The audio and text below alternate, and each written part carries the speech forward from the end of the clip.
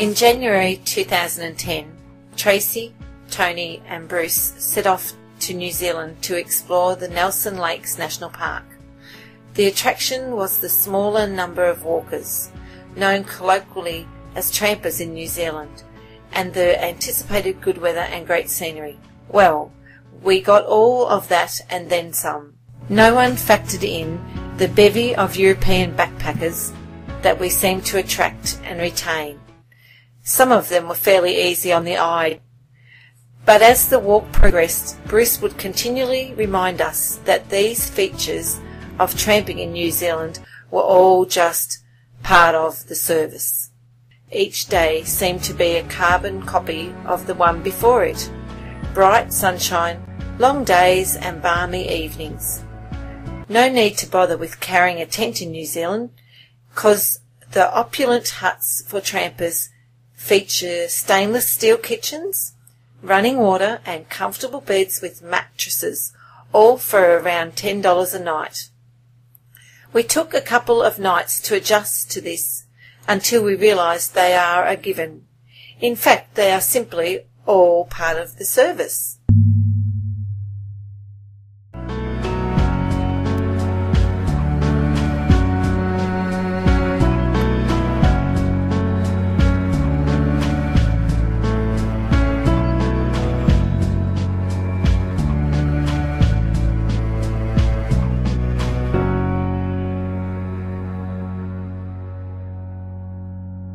By about day 4, we were really starting to get into the swing of things as we crossed and recrossed magnificent Travers River. No need to get your feet wet crossing streams in New Zealand, 'cause swinging bridges are just all part of the service. Bruce was really adept at crossing side streams, and he was proud of the fact that his feet never got wet. Tony and I were thankful to not get dumped into a stream. Dry feet were our optional extra.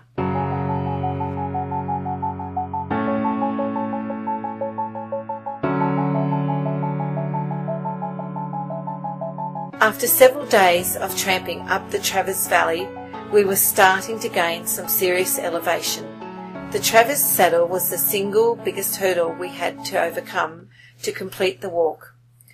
By this stage, a couple of Australians had joined the bevy of Europeans journeying with us, and we had updated radio weather reports, so we were confident knowing that we would be crossing alpine saddles in New Zealand in good weather. It rained the night before, but once again dawned a bright sunny day as we tackled the saddle.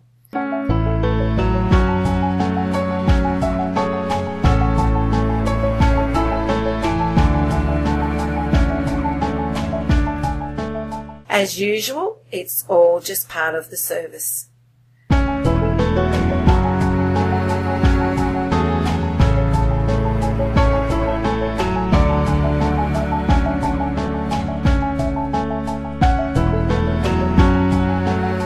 For someone with a passing interest in flora, the walk over the saddle proved to be very interesting indeed.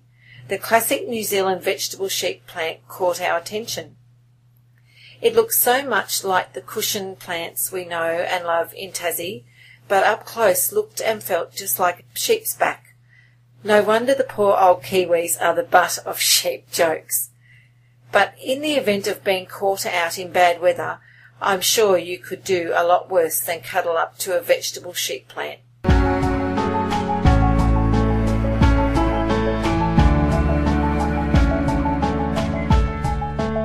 Towards the end of the walk now, we had our first serious confrontation with sandflies.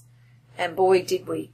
Exposure of any skin was asking for it, but a dip in the lake was so tempting that we came to an agreement with the sandflies. They were put on hold, just enough to guarantee some refreshment. Once again, it was all just part of the service. Back at St Arnaud, we celebrated the completion of this fantastic walk and vowed to return to it. And no doubt, the next time, Bruce will once again remind us that the luxuries we enjoyed while tramping in New Zealand were all just part of the service.